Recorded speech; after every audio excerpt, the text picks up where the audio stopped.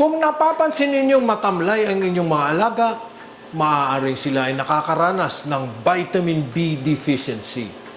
Ngunit huwag po kayong mag-alala, narito na ang Robicom Jack! Ang Robicom Jack ay naglalaman ng B-complex na siyang tumutulong laban sa kakulangan ng vitamin B. Ito ay epektibong suportang gamot para sa iba't ibang kondisyon tulad ng problema sa bituka, anemia, dermatitis o pangangati ng balat, muscle cramps o paninigas ng kalamnan, paghina sa paglaki, nutritional disorders o kakulangan ng nutrisyon at maging sa mga impeksyon dulot ng parasites. Mahalagang tandaan po na ang Robicom Jack ay para sa deep intramuscular injection lamang. Narito po ang damang dosage ng Robicom Jack.